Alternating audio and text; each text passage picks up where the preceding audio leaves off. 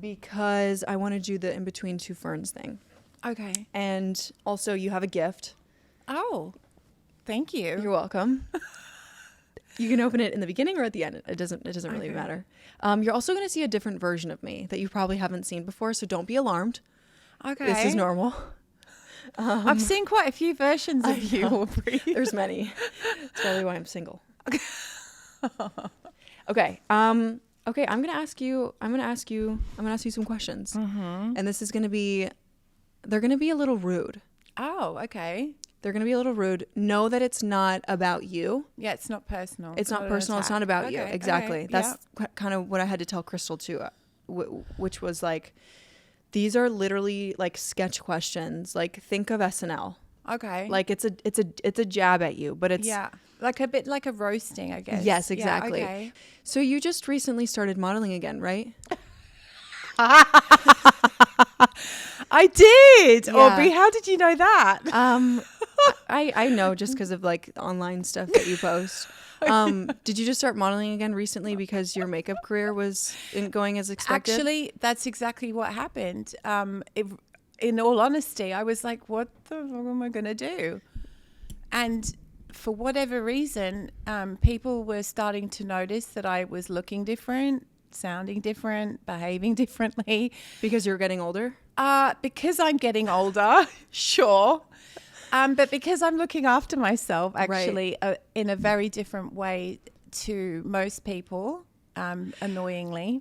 I'm gonna get out of this Aubrie energy, that weird Aubrie. I will say yes, I do remember when Corey posted, excuse me, where's the scars? How do you look this good? I know that was one of the funniest things I think I've ever experienced in my life, and especially to have it done at a party. Yeah. And he was, I don't know if anyone's seen it, but he was literally looking for scars, a facelift scar or something like this. And I think he was definitely being funny because he loves me and I love him, and it was a joke. Yeah. But it was a joke. I think he was serious about it. I think he was serious, but it was also, I just took it as something really, really funny. Yeah. I just thought, I don't care that much, actually. And flattering. And actually, I did. I just took it as a compliment, to be honest with you, because I will be the first person to tell anyone what I've done or what I'm doing, because I'm so excited for the way that I feel at this stage in my life. Mm-hmm. And I think that everyone can feel like this, and you don't have to do all the crazy shit that people do to their faces.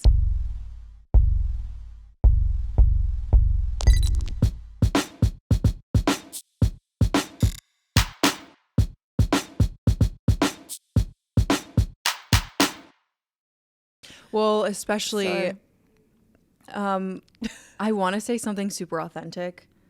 I'm having a hard time because I want to be that character, but I was going to say because you have a timeless beauty. So it's easier for you to continue doing this. Well, thank you. I appreciate that. Yeah. I appreciate that, Aubrie. Okay. As you once were a caveman, and the playing with sticks runs in your DNA. Do you enjoy poking models' faces with sticks?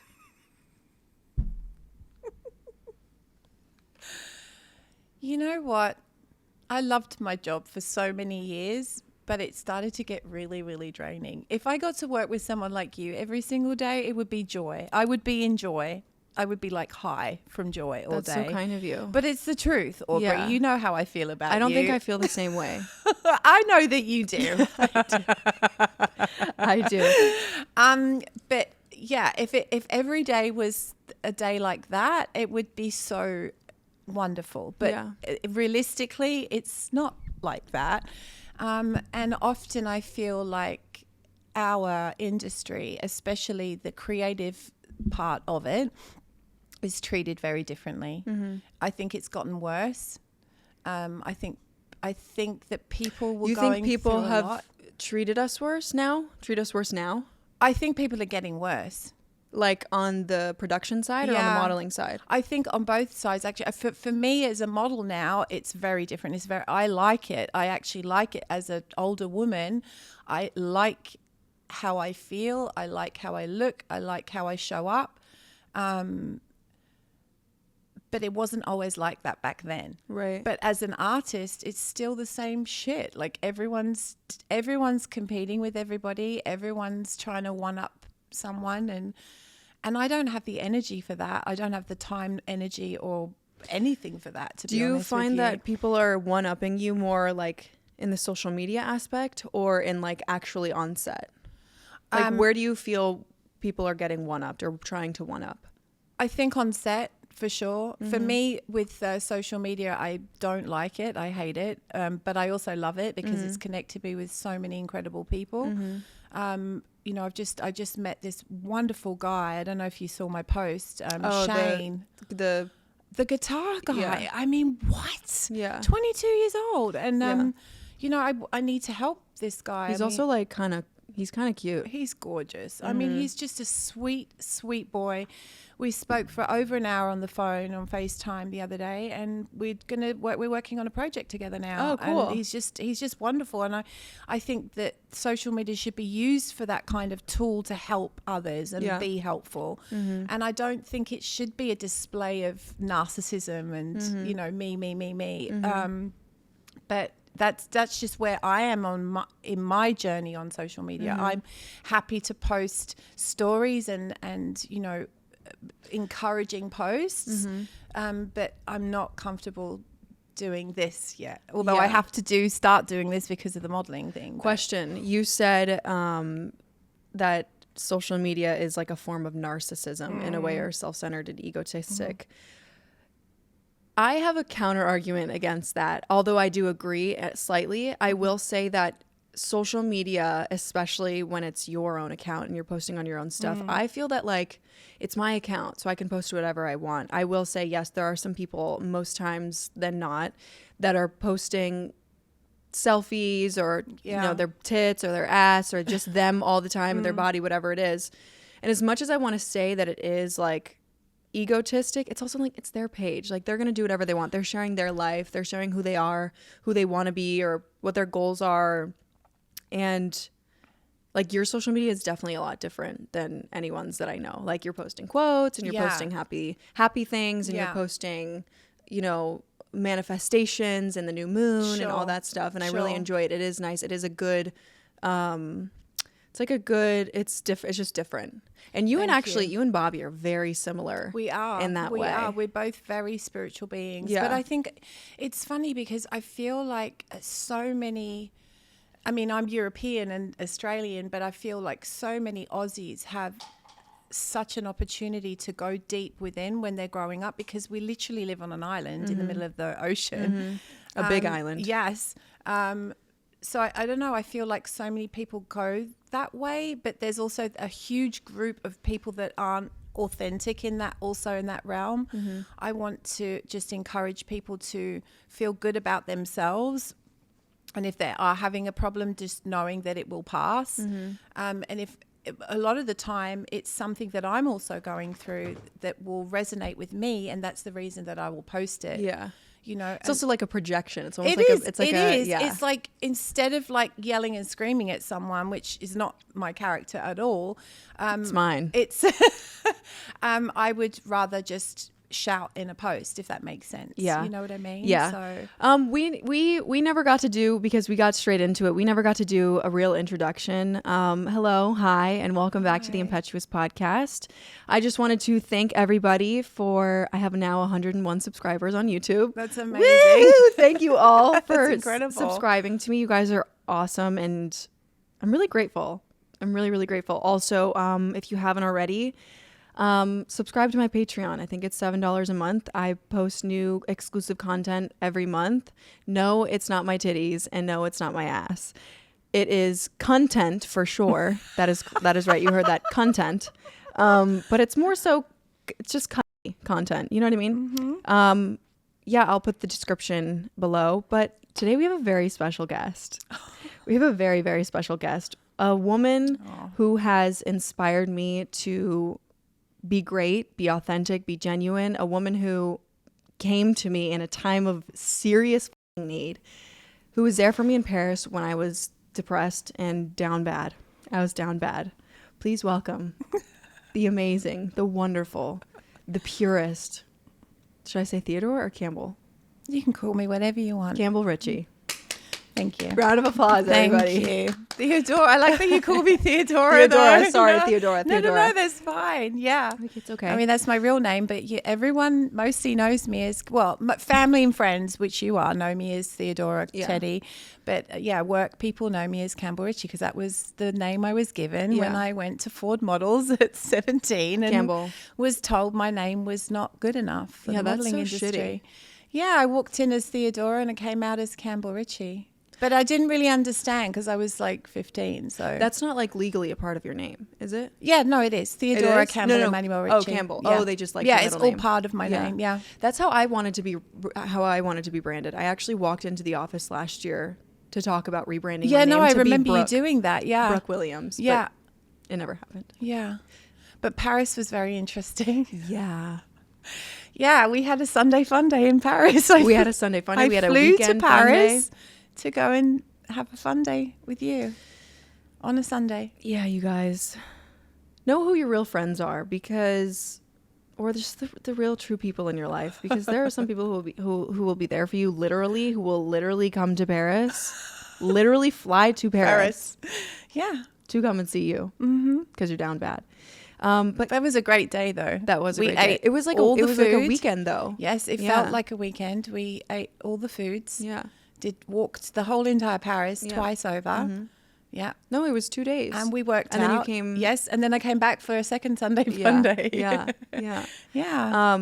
So I know we kind of touched on it a little bit, but like tell the audience what you do. Like, what is it? Because I mean, I want to sit here and say like you're a makeup artist, you're a model, you're a philanthropist, you're a environmentalist, you're so many things. What is it? So how would you define yourself? It sounds so funny when you say it like that, because I don't look at myself as any of those things. I just look at myself as the person that's sitting in front of you and just trying to do the best that I can, not just for myself, but for others, and inspire others, and definitely make people realize that it's okay to not be okay.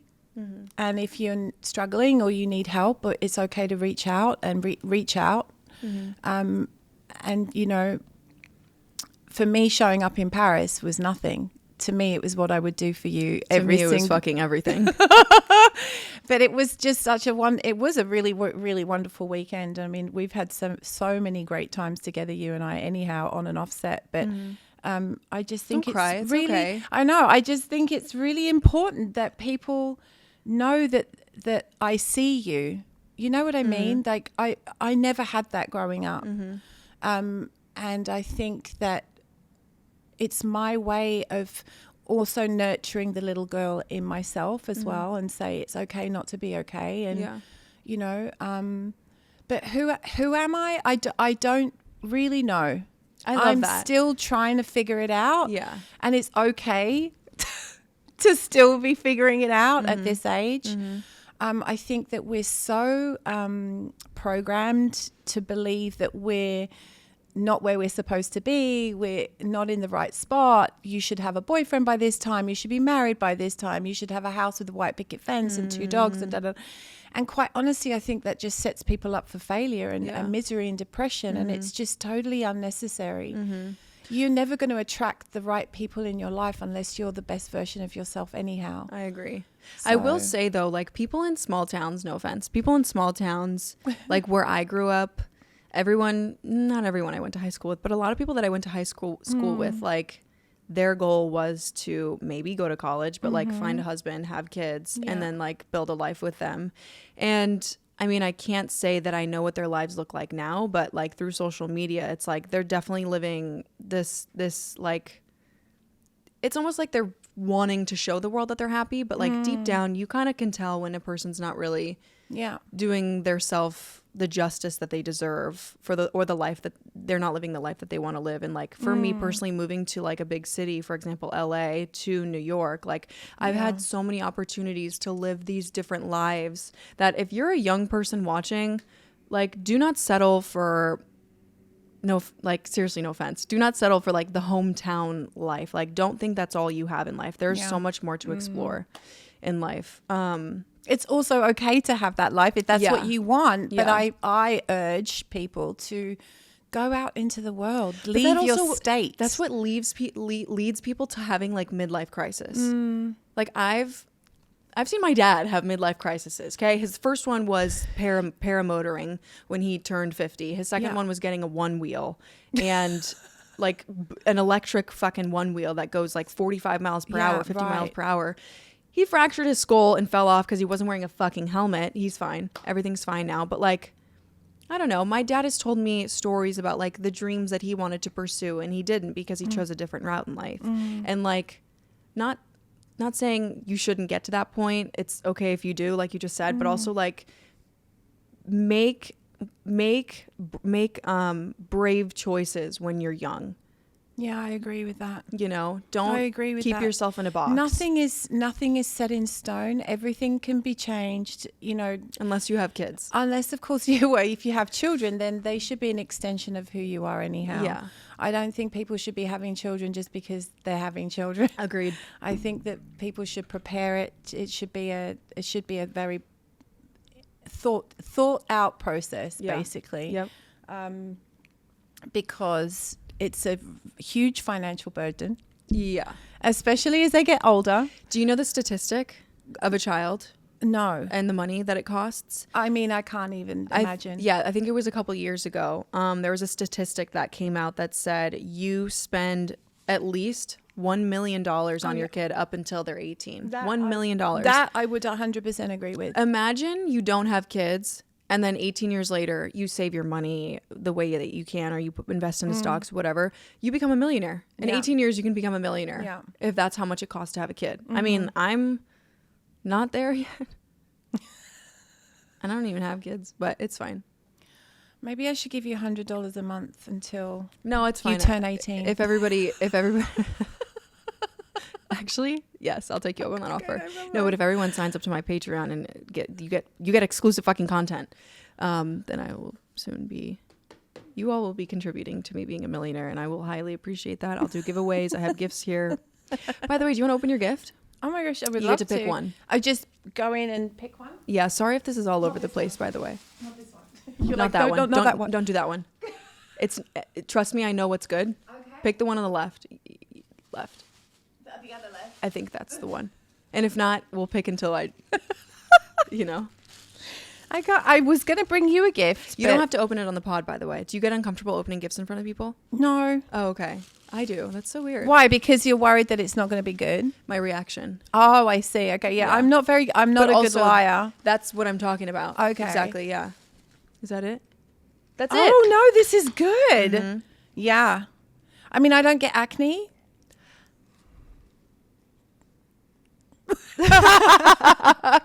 But no, this is great. You can use it on yourself. You can use it on models. You can give it away. Yeah. No, I love it. You can't forget it. It's great. Yeah. Yeah. We like Peter Roth. Yeah, I'm pretty sure his very clean. One of his products I think made me have a breakout, but it could have been Botox, it could have been something else, it could have been whatever. Okay. Question. Yes. What was your dream job growing up? I wanted to be a ballet dancer, and I was. Okay. Yeah. For how many years? So I went to boarding school and ballet school from the age of 8. Mm-hmm. And I was dancing with the Bolshoi Ballet Company, the Royal Ballet Company, overseas. Whoa. And then I broke my knee at 15. Like your kneecap? Yeah. Oh my God. It literally popped out on stage. I know. Yeah, it was a classic. Actually, when I was in the hospital, they said it was a classic football injury where the kneecap spins, basically, the patella. Yeah, so my kneecap broke. Scott Casban was my ballet partner at the time. He's still. We'll put a picture up right here. He is still dancing. I think he's still dancing with the Royal Ballet Company. Wow. But yeah, that basically ended my career at 15. Oh my God, you were so young. Yeah. And I didn't know anything else. I mean, I really didn't know anything else. My parents were always like, you need something to fall back on. And I was like, I'm always going to be a ballerina. Like there's nothing else that I want to do. Yeah. Although I did want to be a fighter pilot at one point because I thought that was so cool. It is cool. Yeah. I still see videos of that online, and I'm like, I want to do that. As a girl, I was like, that would be so cool. But I had this condition called respiratory distress syndrome, which is like basically means you're a woman. It's like an asthma style thing, and they basically told me that I would never be able to do it because of the losing consciousness and the oxygen and stuff. That would suck. So that kind of blew that idea out of the window. There's not a pill that you can take for that? No, I don't know. I don't think I would Come on, take doctors. it. Modern medicine. But yeah, so then I was scouted in Florida airport with my dad, Ellen and Jerry Ford. Was it a woman who scouted you or a man? It was Ellen okay. from Ford Models. Okay. Yeah. Very strangely told my dad that she needs to be a model, and I think my father was a bit like, who is this person and why is she staring at my daughter, which was kind of weird, but it was at the airport. You know, it's like you see so many people, but you know, Dad was like, well, this is totally genuine. It's the woman from Ford. It's her and her husband. Maybe we should think about it. Yeah. So it took us a couple of years to think about it. And yeah, then I went to New York at 17 and met with her, and that's when everything changed. My name changed, and I was working with some really amazing people, Kevin Aquan being one of them. I was his muse. And I literally learned everything in the chair. Mm-hmm. And, you know, I was very insecure as a model, as a young model. Mm-hmm. You know, drugs were a huge part of that time in the 90s. And were you in New York at this time? I was in Miami. Okay. I started in New York, but I was a little bit of a pain in the ass, apparently. Why? I think I was so insecure that I was very egotistical as well. Okay. I think I was very... That makes sense. Yeah, I was so insecure I would be a bit of a clown. Mm. And I think because I had so many incredible gay men that were so well known in the industry, I felt like I was protected. Yeah. And I guess that was there was a little bit of ego there for sure. Mm-hmm. It's like I can't be touched. Yeah. But I was so painfully shy and insecure anyhow. That Ellen said, you're going to go to Miami, and I was just like, this is amazing. Yeah. From Australia. No. Australia to New York, and then got it. New York to Miami. Wow. So I spent most of my modeling career was in Miami, which is Miami such a Beach. cheesy market. Was it cheesy back then? Actually, it wasn't really, because so many German clients, Swedish clients, British clients, they were coming to shoot in Miami, and then you would go from Miami, you would go to Cape Town, South Africa. Oh, cool. So, you know, a lot of my work was catalog work, but I was a working model. I wasn't a supermodel. I did a couple of runway gigs, but I was a working model. So I was working all the time, and I was doing sort of those catalog jobs, and, you know, made a lot of money. Yeah. But I was just terribly insecure, you know. I get it. A lot of models are super insecure, or just women in general. Yeah. A lot of little girls. I mean, my friends in high school too would always like just talk about them the way that they would talk about themselves, my arms, my legs. I had a friend, I'm not even going to mention her name. She was telling me that like the first time she ever judged herself was her legs, and she was 8 years old. Yeah, see, I went through that because of the ballet. I mean, my first experience with ballet was, I was 8 years old, and I was weighed in. It was the first morning of waking up in a boarding school, and then that morning we were weighed in. That's insane. And if we didn't weigh in at a certain weight, we weren't eating that day. Yeah, oh yeah, it was serious. They wouldn't let an 8-year-old eat if they didn't meet the weight. And I also think it's one of the reasons that, I mean, I'm just 5'9". Like I'm like 5'8" in a little bit, but on my card it's 5'9".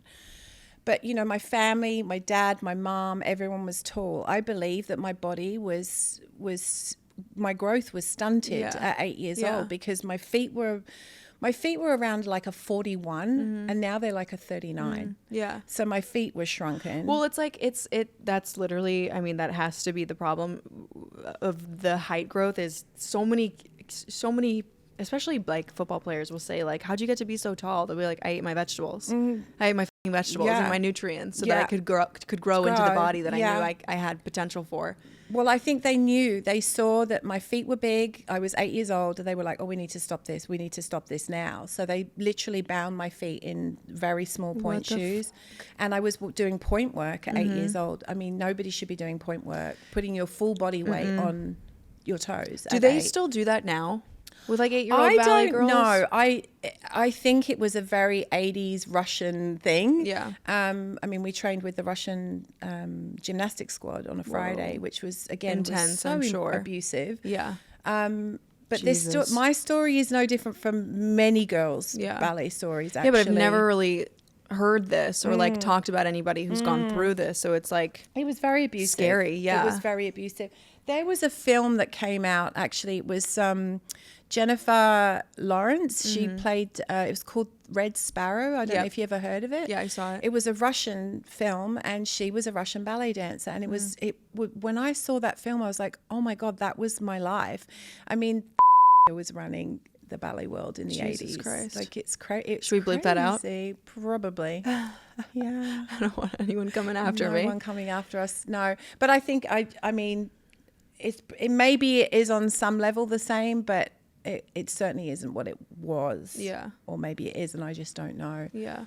What would you say your dream job right now is? It could be modeling, it could be makeup, it could be something else. I think for me right now, it would be to just share my experience, strength, and hope that I've learned over these years, and encourage other people to not be in fear, to not hate on themselves, to eat well, to exercise, to fast, to do all the things that I've had to do. Did you say fart?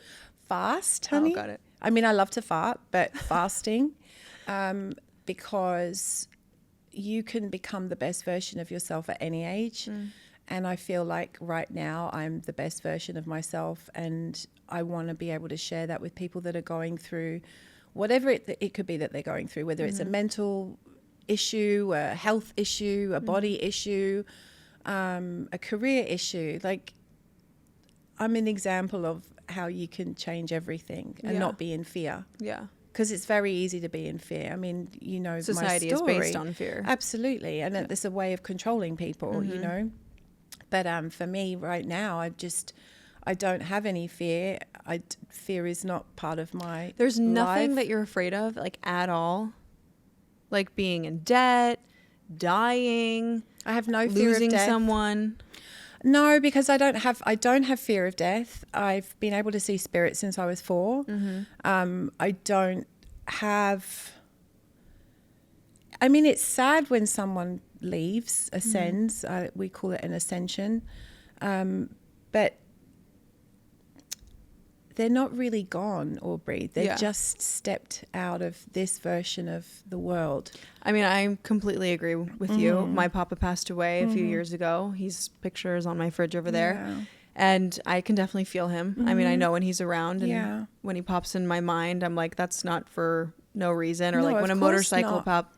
I always think of him when a motorcycle, or I can feel him. Yeah. I can definitely I mean, feel it's him. absolutely real. I mean, my dad's anniversary is coming up on the 6th, and already he's, you know, talking to me through signs, you know, and that's what actually one of the most incredible books I ever read. I don't know if I shared it with you, Signs by Laura Lynn Jackson. It was just so profound, and I've gifted this book now to so many people. And I think it should be something that's taught in schools. I would love to be able to do, I mean, however the version of me is going to evolve, I just want people to not live in fear. I think this should be taught in schools. Yeah. What is your like main tip of advice for someone to not live in fear? Like, what would be, do you have a couple steps that you could follow? Well, I always say, just know that this too shall pass. It's something that I've always said to myself. It's like, it's just a moment. And it might feel icky and it might feel really uncomfortable, but actually going through that uncomfortable feeling is actually where the growth happens. Even though it might not feel like that in that moment. It doesn't. It doesn't. Never it feels like that in the absolutely moment. doesn't. And I know that because I've gone through it, and I go through it, and I still go through it today. But I spend less time on it now than I did before. Like before, it would be like 3 weeks of all this bullshit, or 3 days in the fetal position crying, or And now I'm like, no. Okay, you get 3 minutes of this bullshit. Mm-hmm. Then you got to be badass. 3 minutes? Yeah, That's it? And I'm like, now we need to change this fucking record, because it's just, you're wasting time on yourself, or you're wasting time on other people's energy as well. And do you ever find that, like, when you're going through that down moment, do you ever try to distract yourself, or do you try to like push it off? Because like I'm saying that because, for example, me, I had like the worst weekend. Like literally I had the worst weekend. I'm sorry. I don't even need to get into it. It's fine. Today I'm doing better. Yeah. But, and like I could feel it coming. Like I could literally, the weeks prior, like I could feel this bad time coming. I was like, things are going really well. Like 2024 is different. I feel really good. I'm starting the podcast. I'm really having a flow with editing. I'm like getting the hang of things. And then this weekend, just fucking everything hit me all at once. And I kept thinking like, I fucking knew this was coming. One, you can't have the good without the bad. What's that other saying that like, I don't know. I told it to my mom yesterday, but it's basically like the bad is bound to come.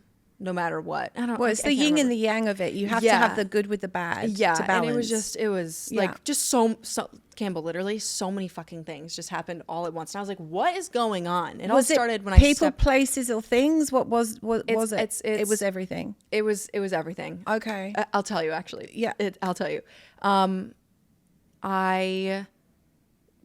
Yesterday I came home and there were spider mites all over my plant. That's disgusting. I hate bugs. Okay. I know that doesn't seem like a big thing, but it is because I fucking hate bugs. I lost my AirPod on the train tracks. I owe the IRS some money, which is fine. I can pay it, but they keep coming after me for more money, and I'm like, it's just a lot. Breakup, just so many things that are a little bit material, but also just hitting me. They all happened so close to the same time. And yeah, it was the worst weekend. And today I woke up feeling better. And what did you do in order to get yourself out of that mindset? Oh, and then I had diarrhea. Well, that's just your body. That's your body releasing. So that's good. Yeah. You know what's crazy is, so I had a birthday party on Saturday. I give Wiggy a carrot, and then we go outside 2 hours later, and he has diarrhea. And I was like, oh my God, he hasn't had diarrhea in so long. Like, what was it? The carrot? So my friend's dogs was having an allergic reaction, diarrhea to carrots. So I was like, I'm just going to not feed him the carrot, whatever. Later that night, I'm just like editing so much. And like, I really don't want to go to the birthday party. And I tell myself I have to go. Yeah. Like I want to see my friends. I want to spend time with them. And like, I just want to have a good time and get out of my apartment. I'm getting ready. I get fully ready. I feel a little rumble in my tummy. A little rumble. You manifested it. I did. Yeah. But you know what's even crazier? My friend came to drop off like a little thing she got for me. She's like, are you going to the birthday party? And I was like, honestly, I might just say I have diarrhea. 30 minutes later when I'm finished getting ready, you diarrhea. spelt it out. I literally spoke my spells, which was crazy. Yeah, so this is something that I do not do because spelling is real, guys. Yeah. Like it was real. No, so then I go downstairs to take Wiggy out before I'm about to leave because I had the diarrhea and I was like, okay, it's fine. If it comes up again, I'll just use their bathroom. Like it's not a big deal. I can have diarrhea at someone else's house, right? Is that normal? Right? Listen, when you gotta go, you gotta go. Exactly. And like I wanted to see my friends. I go downstairs. I ask my doorman for a package. He says it's in the mailroom. He gets the key. He opens my mailbox for me. What do I see? More letters from the fucking IRS. And I'm like, oh my God, I just got so much anxiety. Everything started going downhill, whatever. So I was like, I'm not going. But you asked me, how did I get out of it? Alone time. Oh, actually, my friends came over. I was having, seriously, I'm sorry I'm talking about myself so much. No, I love it. I was having like a serious manic episode. Like I have these maybe once every 3 months. And I felt it when I was at the gym on Saturday. I was just so anxious all day. And I was like, I texted my friend. I was like, if I wasn't on the treadmill right now, I'd be having a manic episode. And then it ended up happening that night. Like I was running around my apartment, freaking out, trying to find my checkbooks. I couldn't find them. My friends came over. I was literally like pacing back and forth, like freaking out. Couldn't find one of my remotes. It was tragic, but I had to go through it, and I know I had to go through it. And that's also what I kept telling myself was I have to go through this. Yeah, like this is something that was meant to happen for me. So like I have to figure it out. Everything's gonna be fine. I have good people in my life that are surrounding me to make me feel more comfortable and better. And like I'm gonna get through it. I mean, and that's exactly it. You will get through it. This too shall pass. Yeah. It's just uncomfortable and it's happening. I mean, don't think that my life is all roses, because it's not. Like, I choose what and who I share my shit with. But I also try and remain positive in every single scenario, because for me, I know that sometimes people can get really annoyed by me because they're like, oh, she's so fucking positive all the time. But you never know who might need to see that positivity or just be acknowledged in a day. Like one person, I was at not Pier 15, I was at Jack's Studios, and this girl, she was, I could feel her energy before I even got to the bar, and I knew she was having a bad day. And I said, hey, how are you doing? And she goes, oh, you know, and I said, no, but how are you really doing? Yeah. And she goes, oh, no one's ever asked me that. Yeah. And I said, well, I'm asking you. I said, do you need a hug? And she went, oh my God, I would, yeah, a hug would be great. Did you know her? No. Oh my God, that's so I just sweet. hugged her. I said, get over here, let's have a hug. Yeah. And she said, thank you. Like, you don't know what that means to me. Sometimes that's all people need is a hug, is to be seen, is to just to know that no matter what you're going through, it's gonna go. It's gonna pass away. It's gonna get through you. It has to work through you. There's a social media account called We're Not Really Strangers. Are you familiar? No. Okay, so there's a social media. You have to send. Can you send me the link? Yeah, I can send it to you. So there's a social media account called We're Not Really Strangers, and they have a board game. Well, it's a card game. It comes in a box like this, and you know I love them cards. Yeah, there's the purpose of their social media account and their whole business is basically just getting to know each other deeper, more emotionally, connecting. And sometimes they'll post videos on social media where there'll be a cameraman from a distance, and someone will be in like Central Park or Washington Square Park, sitting down, like minding their own business or whatever. And someone from the company will come and give them a note, and then they'll open the note, and it'll say like, everything in life is working out for you. Yeah, you're doing the best you can. Exactly. Yeah. I know. I've seen those reactions. It's actually really quite beautiful. Yeah. People are. But you never know what anyone is going through on a daily basis. You don't know if someone's just lost their dog, or they've lost their parent, or, you know, and it's always why I live the way I live my life. Just kindness. And kindness is very different from being nice to someone. Anyone can be nice, but true kindness is authentic and just saying, I see you. It's okay. Yeah. I'm here if you want to talk. I'm also here if you don't want to talk and you just want to sit. Yeah. Nothing has to be fixed right now. You're not broken. Yeah. But just know that I see you. You know what I mean? And I never got that when I was younger. From your family and friends? Like you didn't really I have was anyone terribly in your life? bullied. Oh, for what? For everything. Really? The way I looked, the way I was, the fact that I'm a complete weirdo, hippie weirdo. You know what's funny? So one of my questions. How do you feel this is going? Is it how you wanted it to go? Okay, yeah, this is going really well. Good. Yeah. We didn't get too witchy or anything yet. No, not yet. No, we didn't get witchy yet. I think it's on because I was writing notes at the gym. But one of my funny, silly question was, do you think that being bullied when you were younger is a big reason why you're a model now? But absolutely. It was a big thank you to everybody. Because I was told so many things growing up, that you're ugly, like I mean, not that there's anything wrong with being a lesbian, but you're a lesbian, like your hair, like my hair situation was very similar to your hair stories. Yeah. Like I always had these crazy haircuts and stuff, I think because my mum was a terrible hairdresser, or thought that she was qualified to do hair. But yeah, I think it was just kids projecting their shit on me. And you know, I was an easy target, but I forgive them, because by forgiving people the way they treated me empowers me as a person anyhow. And I think actually thank you for treating me that way, because you gave me a whole career and you gave me a life beyond my wildest dreams. So I thank those people, and they know who they are.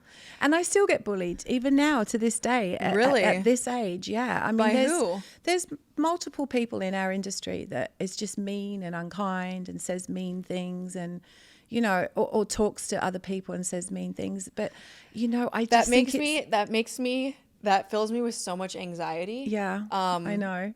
That makes me so sad and anxious, actually, because like, if you're being bullied, then the amount of other people, I don't mean to sound like a narcissist, but I can't imagine what people are saying about me. No, but that's the thing. And I had this conversation the other day, and I said, you know what, if that person's obviously not happy, first of all, in multiple ways. But if their life is so uninteresting that all they've got to do is talk about me in order to make themselves feel better about themselves, then you have to feel sorry for that person and you have to pray for that person. But I will say, it's fun to gossip. It is fun to gossip. It is, I guess, a little bit. But for me, I was such the victim of gossip growing up in so many ways. And I just think, wow, the stories that I hear about myself, I'm like, I mean, are they good stories? I mean, there was this one story that a client told me, actually, and I was just like, wow. I said, who is it? Is it a boy or a girl, this person? And they said, no, it's a boy. Oh. And I was like, oh, it's a man who said this. I said, I don't even know this person, so how do they know me? I think I remember you telling me the story when we were in Miami last year. And it was about my drug abuse or my drug use back in the 90s. What does that have to do with anything today, though? I know. And I said to the person... Which, by the way, was this person doing that kind of shit back then, too? I have no idea. I mean, maybe. Yeah. But, like, who wasn't? Not that's an excuse. Literally. But still, like, I do not regret anything that I did, because that's why and how I'm the person that I am today. Like... The reason that I am the way that I am is because I went through all of those different experiences, and I'm still alive to tell the tale. And do I regret anything? Actually, no, I don't, because it was everything I had to do and go through to learn. Also, why are you being shamed for living your life? Yeah, exactly. But the way that you wanted to live your life. That's what I don't understand about like bullying or like people gossiping is as much fun as it is, chatting about someone. It's like, come on, they're living their life. This is their first, I mean, maybe some people's first lives, but this is like the life that they're conscious in right now. And like, maybe they're not as like wise as you with like their past lives or anything, but like, they don't know. They're just living their day to day and having the best time and making the most of it, because who the fuck knows how long it's going to last? Like, who the fuck cares what other people are doing? Unless they fuck you over. I know. It was such a shock to hear that someone that I don't know was literally talking about me to other clients, other people, and saying, oh, this and this. And I'm just like, well, I mean, I'm not ashamed of that story. That's my past. It's also like, you think I'm hiding that from anybody else? I never hide anything from anyone. If someone says to me, like, what do you do? What did you do?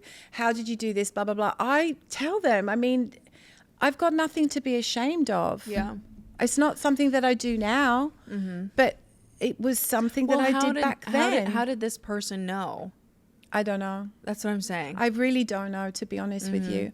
Like, did he pry deep into? Maybe he knows some of my old friends or whatever. But I just thought, how boring and how uninteresting that you talk about something that was in my past that everyone was doing. Yeah.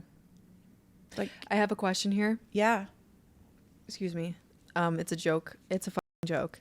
As someone who did a lot of cocaine in the 90s, do you find that your lust for life may be over soon? A person who did a lot. They didn't call me 2 gram Cam for nothing. And I'm not ashamed to say that anymore. I used to wear it as a badge of honor. Yeah. But yeah.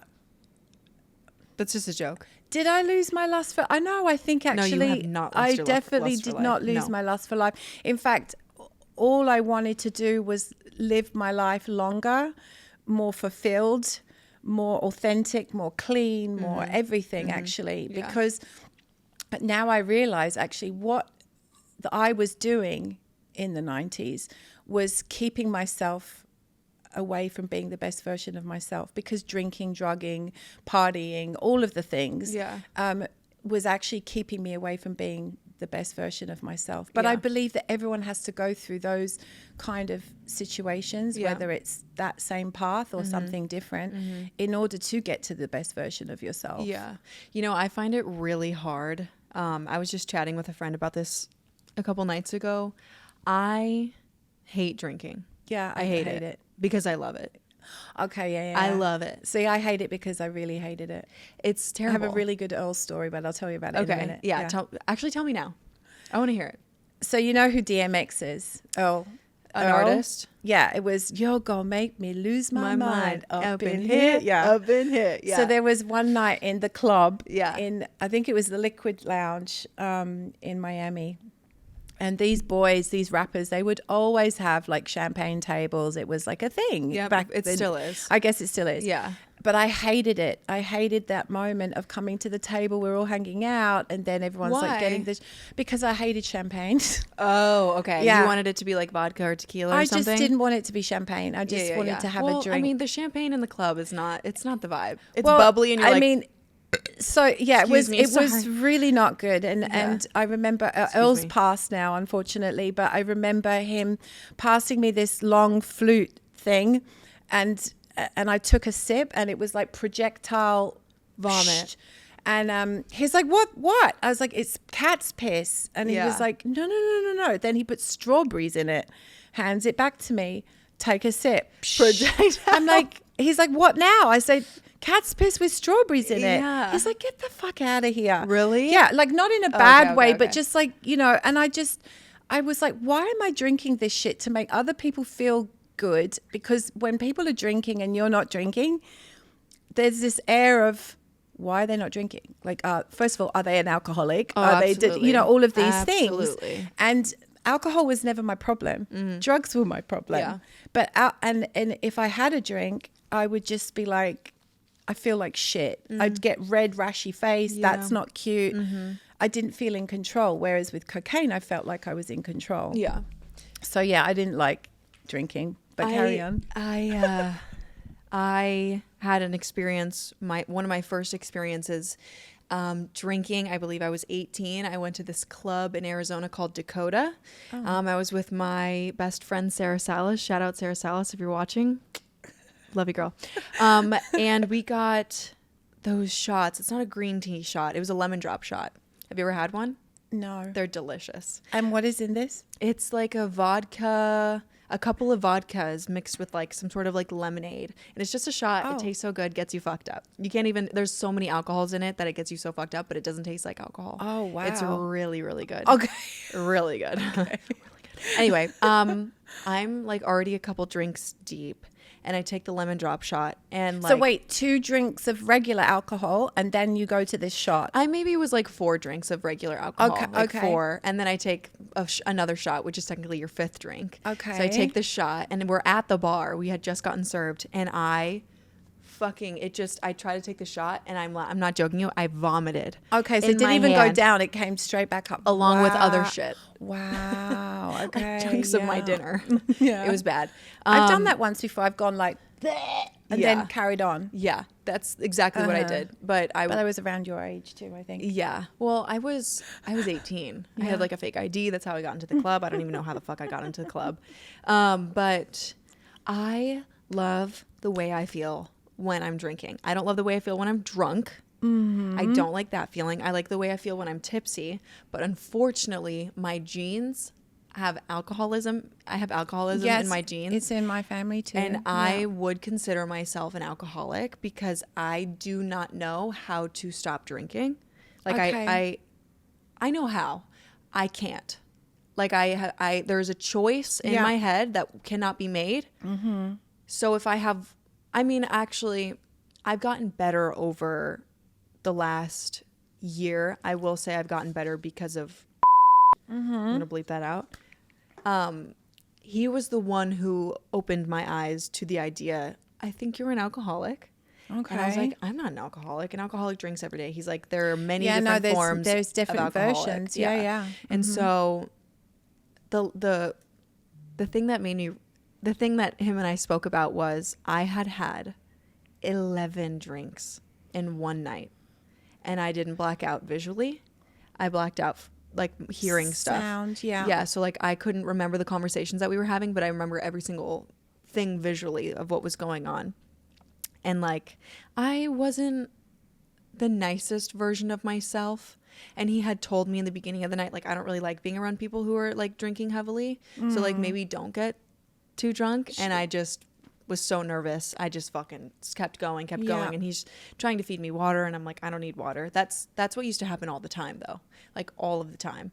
And I went to an AA meeting and realized, I think I've spoke about this on the podcast before, but I realized that was not who I wanted to be, because I had seen so many people talking about like losing like loved ones over drugs and alcohol, and I was just like, that's what's been happening to me, and I'm getting close to like that actually being a real thing in my life. Like I'm being so vulnerable right now, but no, but this is good. I even like slightly ruined my sister's bachelorette party. Okay. Because of alcohol. And like it was just getting to that point where things were just bad things were happening. And ever since I went to the AA meeting, I kind of like taught myself how to like reel it in and like only have 2 drinks or like only have a drink, or tell people that I don't want to go out and drink. But I agree with what you were saying earlier, which is like there is this thing in the air that when you tell people you're not drinking, they're judging you or like, why aren't you drinking? You can't just have one. Come on, just have one. It's like, I don't want to. But that's them projecting their own insecurity about their drinking onto you. It's not easy, and you know, I've been in and out of AA rooms my whole entire life. Like I went to Al-Anon and Alateen with my grandmother. You know, what exactly is Al-Anon? So Al-Anon is the sister program of AA. Okay. So AA was for alcoholics, and Al-Anon was for the wives and the partners of alcoholics that didn't have anywhere to go when their partners were at AA. And it's a sister program to help people understand why they're attracted to alcoholics, why they stay with alcoholics, and all of that kind of stuff. Wow. It's still based on the same 12-step program. That just gave me the chills. Yeah, but one of the, I do like Al-Anon, and I've been in Al-Anon for years, but for me it can sometimes get, like, what I like to say is, if you want to go and have a laugh, go to an AA meeting, because it's like a comedy show. But if you want to really get some work done and really maybe leave feeling very sad about things, Al-Anon will be that. It can be that for me. Yeah. Because I don't want to keep being told why I was, you know, why all of the. Wow. I don't want to be told that because someone has a disease or an illness, that is the reason that they did the things that they did to me. They have a consciousness, and I don't believe that you can separate that consciousness and their behaviour as a reason to do what people did to me. Do you know what I mean? Yeah. So that's like where the not nice version of myself, that's still me. Yeah, of course. It's the shadow side. We all have a shadow side to ourselves, and we shouldn't fear the shadow. We should, you know, embrace the shadow, welcome. We also learn about it. Of course. Welcome him or her, your shadow in, and just say, who are you? Like, are you the vulnerable 6-year-old version of me that's angry? And let's talk about that. You know what I mean? Like, people think that you have to be perfect all the time. People think that I'm like this freaking angel goddess that walks around, and yes, I am to a certain degree, but I still have dark things happen in a day.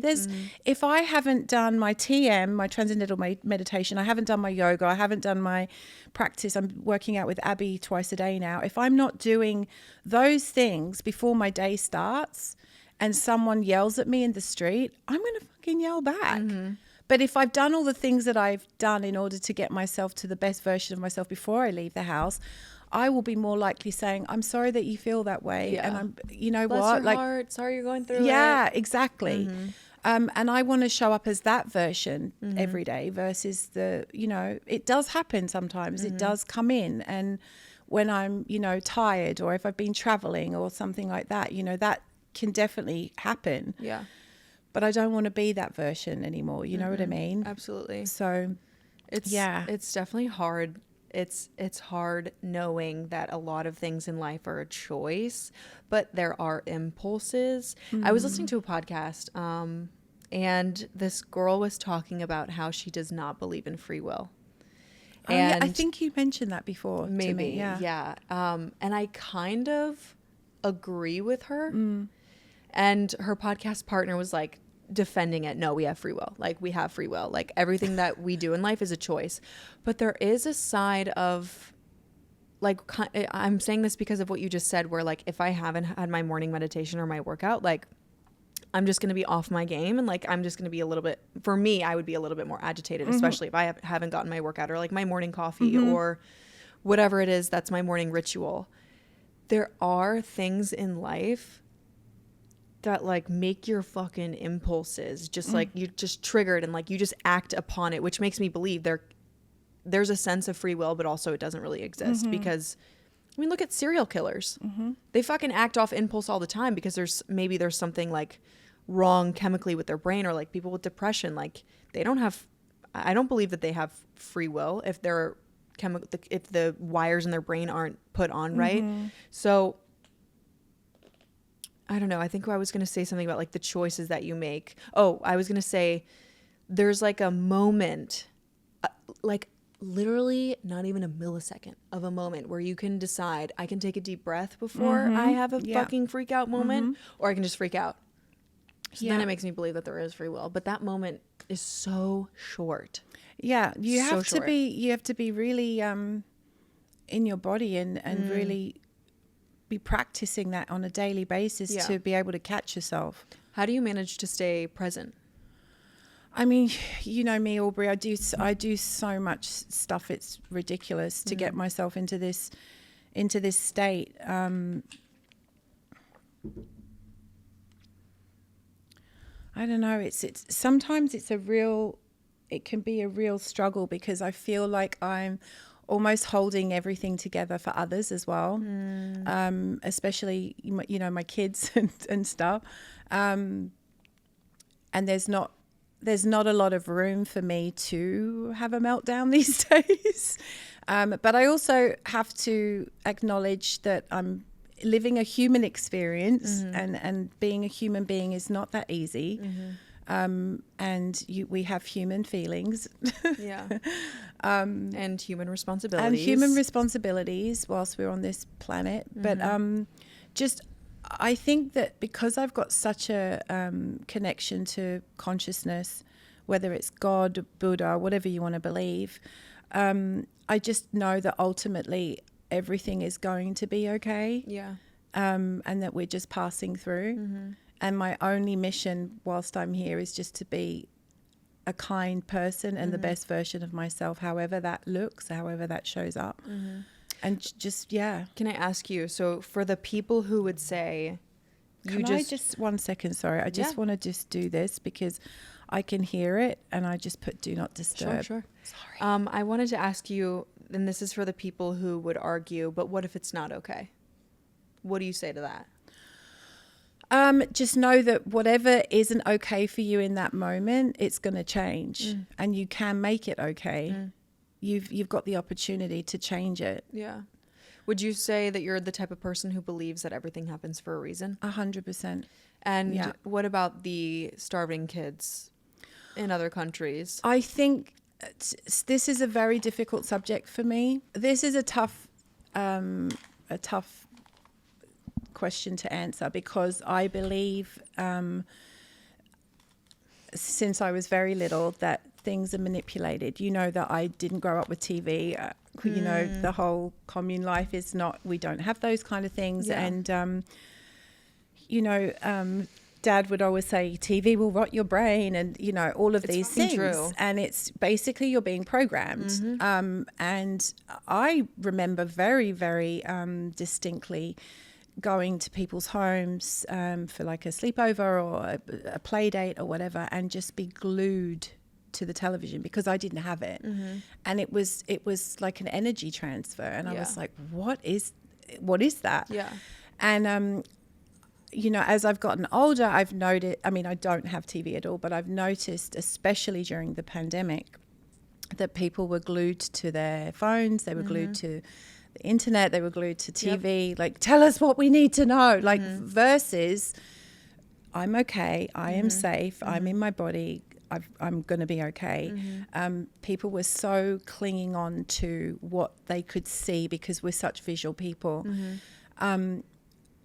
There's a reason why we have 2 eyes, 2 ears and 1 mouth. It's so that we can basically use our eyes, use our ears and keep quiet. Like just absorb, see, feel and try not to talk too much. You know what I mean? Yeah. But also we have a third eye, which nobody really talks about much unless you're in that sort of realm. Which is crazy that you just brought this up. I was hoping that this came up. I kind of knew it would. I was on set a couple of weeks ago, and trying to figure out how I want to word this. I was on set a couple weeks ago with a stylist, with Bobby, and a stylist. Her name's Veronica, who is like very spiritual as well. She like wears a third eye on one of her things, and I was like going through it with him, and I had just like kind of just like broke up or whatever, and just felt like shit. And she was like styling me or something, and I was looking at Bobby, and I go, my forehead. He's like, are you okay? And I was like, my forehead itches. And then I was telling Veronica, I'm like, yeah, my forehead itches like right here. And she's like, it's your third eye. I was like, it is my third eye. Why is my third eye itching? Like, that's crazy. Literally, as soon as I said that, pop, ding, ding, ding, ding, ding, on the floor. She's like, oh, what was that? She looks, it's her fucking third eye popped off of her necklace. And I was like, whoa, like, I'm like distributing like bad energy right now, and I need to like pay attention to that. I don't think you were expelling bad energy. I think you were just expelling energy that needed to be released from your body. Yeah. The fact that it was itching and not painful is a good thing. I have a zit right there. I noticed that. I only noticed it because you've got such beautiful skin. And I was like, what is that? Yeah. There's just one zit. It's like it always is right there. And I think it's from Botox, but also the third eye. Well, and sorry, I didn't mean to interrupt you, but I wanted to. No, not at all. I think that if more people acknowledged their third eye ability, I think a lot of people would be a lot less in fear and a lot more grounded into their body. I think we look with these, but actually a lot that we're seeing now is actually not the truth. It's very manipulated. Curated. I mean, we Aubrie, of all people, work in an industry where we know sci-fi, like, you know, my father, you're gonna have to bleep this out, but my father worked in the and you know, masks were a very big part of what my father's work was, is that these people will show up. Surgical masks? No. Actual masks. Okay. You know, like in Mission Impossible where you see these. This is something that is very, very used within that realm. And, you know, we know from being in the film and TV and all of the fashion industry that you can manipulate anything. You know, there's crisis actors that are very, very well paid that will sit on an airplane and do, you know, film the airplane investigation shows and all of, you know what I mean? Dude. So I'm not suggesting that, you know, starvation isn't a real thing, because it is. Yeah. But I also think that we need to look after our own, but also I think that we need to support whatever feels good within your body intuitively, and really try not to believe everything that we see with these eyes and go with what feels right here and what feels right here. Interesting. Yeah. I like that. It's a lot of manipulation that we see. I want to backtrack a little bit on that airplane investigation show you were talking about. I love that show. What is that exactly? Because Have you I ever was seen thinking it? about something different. No. Okay, so as you know, I don't have a TV, but whenever I go to hotels, when we travel, I love to watch airplane investigation, crime scene investigation, and anything else to do with cops and stuff like that, because of my dad. Yeah. And I find it super interesting. And there was this one show, it was crime scene investigation, and nobody could get this particular murderer because of a cigarette butt. They needed a cigarette butt because his DNA was on from the butt, right? They brought him into the investigation room. He was being interrogated, and they were like, boom, we got him because he took the cigarette. Yeah. And, so they had all the evidence that they needed, but they couldn't prove that it was him. So they Not even with the DNA? No, because they needed to find the DNA by the furnace where he burnt the body. Oh, fuck. Yeah. But by a stroke of miracle, like literally, the crime scene investigators were like, please, God, we need to get this. We need to get this motherfucker because the family, we want to arrest the woman's body, like all of the things. Also put this guy to jail. Because put him to jail, again. but also this poor woman, right? Yeah. So they're standing by the furnace, and for whatever reason, the wind changed in a different direction. And from underneath the furnace rolled a cigarette butt. And they picked it up and they tested it, and it was his DNA. Holy shit. It's the only way they could nail this guy. Because her remains were so badly, you couldn't find her body. Okay, question. Since her remains were so badly burned in the furnace and the cigarette butt was down within deep, whatever, do you think there's a slight chance that they could have just flicked a cigarette butt and been like, oh, we found a cigarette butt? I don't know, because yes, that is a possibility. That is absolutely a possibility. But I don't know why they would have gone to that extent to I just have heard, I think there's a documentary, my parents watched it. I can't remember what it's called, but it was something about this guy he got put in jail because the cops framed him. Is that TV show that was on Netflix? It sounds like it. I think it was like Making a Murderer or something like this. Something like that. Yeah, I remember my father talking about that case. That's the kind of stuff I'm talking about. Like, I do know that cops, like... No, that was a total framework. Shady. Yeah. That was a total framework. Yeah, Even exactly. my father said that when he was alive. He's like, this kid has been put into jail. Because he got out of jail and then he tried to sue. Yeah. And then they found new evidence. Yeah. Well, Obama originally, I think, had said, no, this guy, it was a total mistake, and that you now owe this man 20 years of his life because he's been in prison for 20 years. And I think that the state of wherever he was, whichever the state of... was just like, absolutely not. Yeah. We're not going to be made to look like idiots. We're going to put you away, and we're going to put you away again. And that's what they did. Yeah.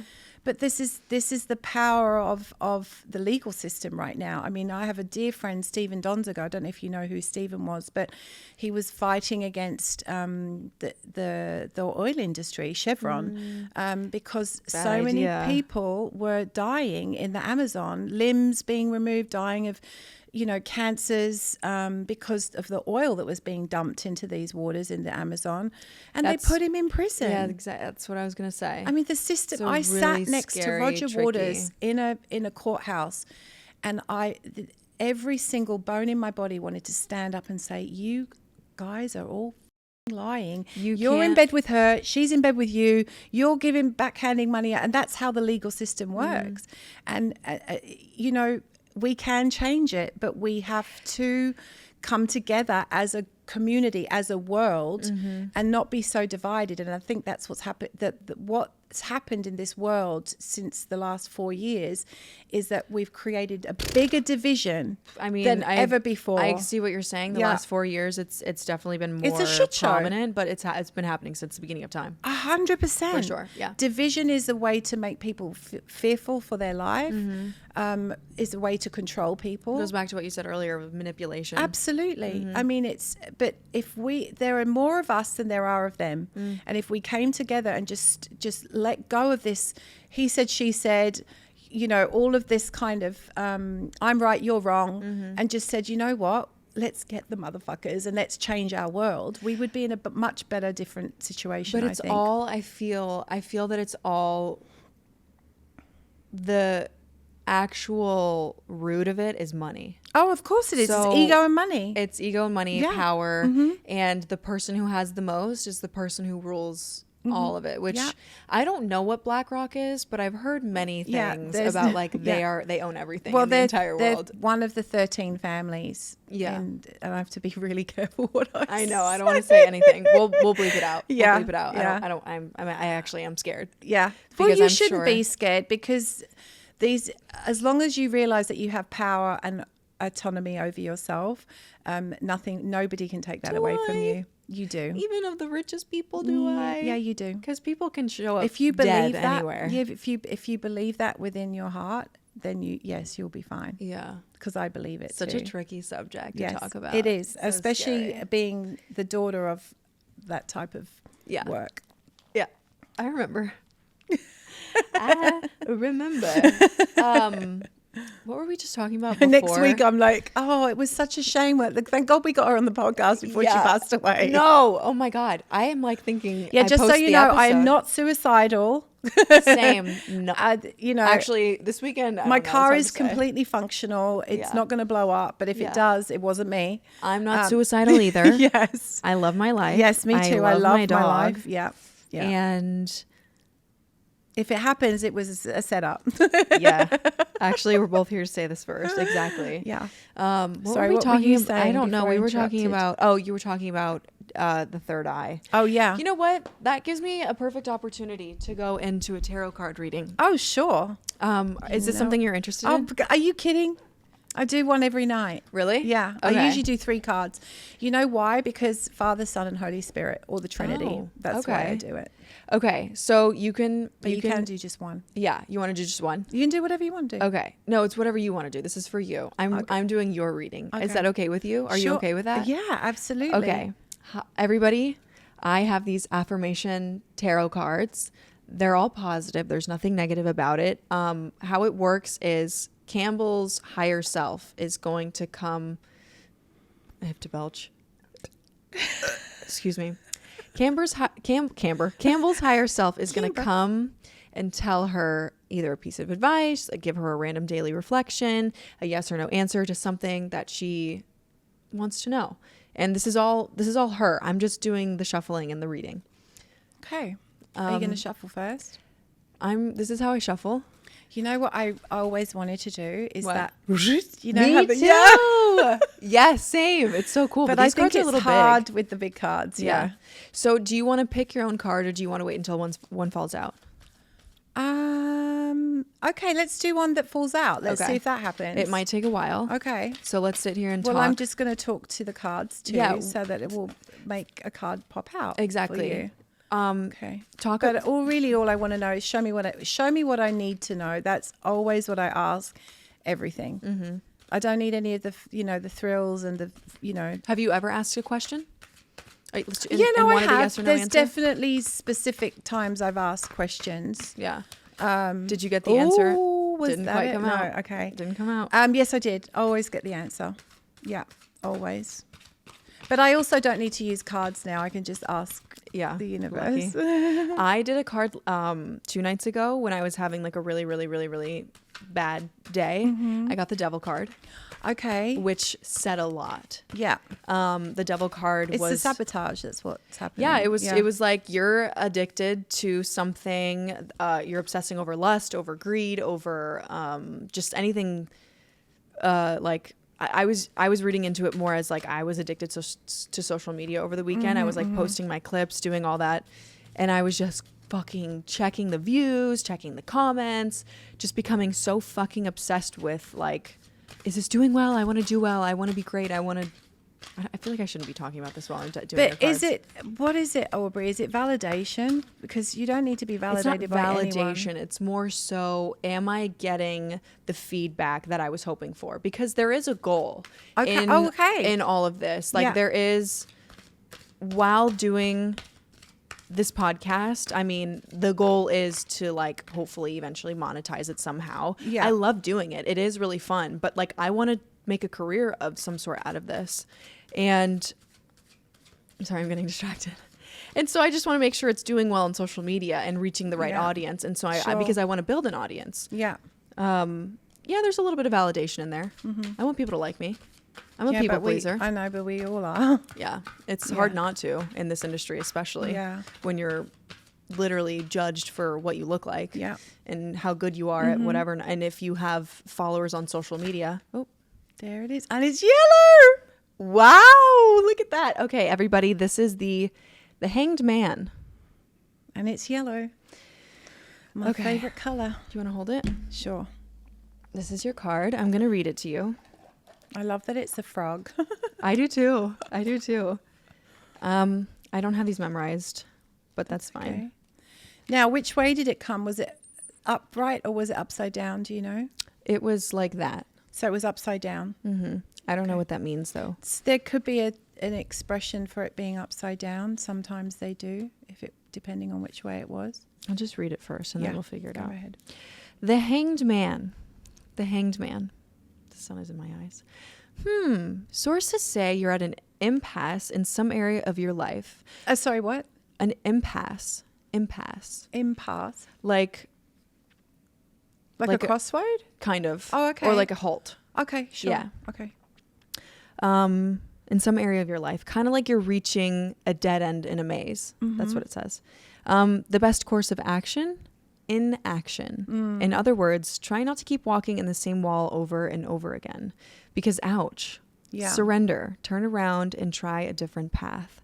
This is the gift of THM's upendedness, a completely fresh perspective. If you felt stuck or stagnant, the key might be to look at things with a brand new baby dinosaur eyes. Once you do, you'll soon be skipping through life's never-ending maze again. Fun, right? Right? Now, this is the affirmation. Repeat after me, okay? Okay. I free myself of ego. I free myself of ego. And admit there's got to be a better way. I admit there's got to be a better way. Don't know what it is yet. Don't know what it is yet. But I bet I will... But I bet I will when I find it because... I bet I will when I find it because... Well, things work out. Because things work out, yeah. Is that not what we've been talking about this whole episode? Exactly, yeah. I know, that's the thing. I know. That's the thing, like we really do know the answer to most things in ourselves, but we're too afraid to listen. I know, it's cool. I love that you picked this one. I didn't pick it. No, but I love that it came out. Yeah. That's crazy. Yeah, because that was your higher self. Yeah, I said, show me what I need to know. And this is, it's definitely... Campbell, that's crazy. I know. It is. And nothing surprises me anymore because it's just, life is magical. When you really just let go, let God, life is magical. It really is. That was crazy. Mm-hmm. I'm shell-shocked. For you. Mm-mm. Sorry. It's okay. Put it back. But maybe I'll do one for you. So I've got so many different cards at home, but maybe I'll do one for you tonight. I'll pull one for you and I'll let you know. So we're getting towards the end of our podcast here. Are you happy with the way that it went? I am ecstatic about the way that it went. I think the beginning was a little weird. I might do some choppy edits there, but we'll figure it out. I wanted to ask you a couple last questions. If you could give someone a piece of advice in your career or in life, and tell the audience, if you could give someone a piece of advice, what would that be today? And maybe not something that you've already said, or it could be something that you've already said, whatever you feel that they need to hear, and tell them. I just think really be kind and gentle to yourself. There's this expression, don't sweat the small stuff. Like, really don't sweat the small stuff. You're going to get through everything. It might be uncomfortable, icky, sticky, messy, but you will get through it how you're supposed to get through it, and everything is going to be okay. I wish that I mentor a few people, as you know, and I wish that I had that kind of mentor when I was growing up, to just check in with and say, oh my God, I'm panicking about this, and someone to just go, it's okay, breathe, just breathe. Yeah. Because I think that this world will be such a better, happier, more functional, less aggravated world if we were just more honest and said, I'm not doing well today. Yeah. Can you talk me off a ledge? You know what I mean? And being vulnerable in those moments and allowing yourself to be vulnerable. Just don't sweat the small stuff. That's it. I love it. Yeah. Thank you for sharing that. Yeah, of course. And is there anything that you want to plug? Anything that you want the world to know that maybe not be advice? Anything that you're working on? Anything or anyone that you want to like plug or shout out or share that you're, projects that you're working on? Well, as you know, I'm always working on something, but with this new adventure, fucking gnats everywhere.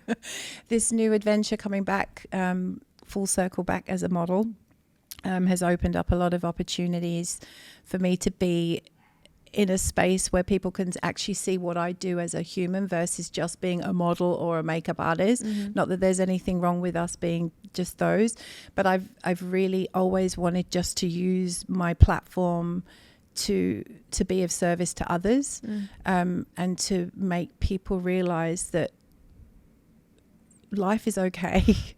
Yeah. You know what I mean? So, I've worked very closely with Russell Brand. As I think you know, I did a community festival with him last year. I will be doing it again with him this year. Cool. All the things that I do, Wim Hof, the ice baths, all of those kind of things. It's just, a lot of people ask me what I do in order to look and be the way that I am. And when I tell them, they're like, oh, it's too hard. Yeah. My thing to people is don't wait to get sick to get well, because you think that doing all the things that I do in order to be this version of myself isn't cheap, but it's a hell of a lot cheaper than paying for chemo or radiation or being in debt to the medical industry here in America. Absolutely. Which is the thing. So baby steps. No one's asking you to do it overnight. It's taken me a long time to get to this version. And also like research. Yeah. Like do your research. Yeah. I Google, research everything. DuckDuckGo, whatever you want to do. It's so much easier to like and I know a lot of things are biased, but like you were saying earlier, feel it in your gut. If you're reading something and it feels like this seems right, like this feels right, even though there's so many biased opinions, just go with the way that you feel always. If I get a stomachache, I usually know it's because something's not right and that I need to change it. It's like when you said you had diarrhea, that was your body reacting to you not wanting to go because you've already said, I don't want to go. Maybe I'll just say I've got diarrhea. That, and also my body knew something else was coming. Yeah. Also him. He literally had diarrhea that same day, just a couple hours early. Like it was crazy. And then I got a letter from the fucking tax people and I'm like, I knew. I fucking knew it this whole time. Yeah. I also stepped in dog shit 2 fucking weeks ago and I'm like, I should have known. You don't just step in dog shit for no reason. I'm looking at the ground all the time. How did I manage to literally slip? And then I literally, I stepped in it and it got on the side of my shoe and then I hit my shoe on the other shoe and then it just skid on the other shoe. You water planed on poop. And then I didn't even clean it. I still have dry dog shit on my shoes. Oh, yeah. Not cute. Well, thank you so much for coming. God, thank you. And I would love to have you back. Oh my God, that would be so amazing. I seriously would love to have you back. I think I have more questions and I don't even think we covered everything. Okay. And I'm sure the audience is going to have a lot of things to say. I just want be gentle and be kind. Yeah, be gentle, be kind. But just if anyone is watching this or is feeling something that doesn't feel good, is uncomfortable, I always tell people, even when I've done, IG lives and things like that, I always say to people, if you're struggling, reach out. I will literally answer everything to everyone because that's just who I am as a human. You don't have to suffer. You don't have to be in pain. But there's also work to be done on yourself. Yep, and if you're happy to reach out and share, then be prepared to do some work. Yeah. Because I'm not going to give my energy and time to people that are just needing a conversation. I'm also happy to do that, but also I think be a bit more proactive. If there's something that you really want to change, or something that you see in me or Aubrie that's like, oh, I want to do, then I'll give you all the information you need. But put in the action. Absolutely. Yeah. So reach out. Yeah. Thank you so much, Cam. You're very welcome. To all the men watching, all of you men, because I know you are, okay? Comment what your favorite sport to watch is. Your favorite what? Your favorite sport. Oh, sport. Okay. Yeah. Men, comment what your favorite sport to watch is, because I know you're watching. I love basketball. I love basketball too. Yeah. That's my favorite. That's my favorite too. Yeah. It's fast paced. Yeah. It's awesome. Okay. Yeah. We out. Thank you.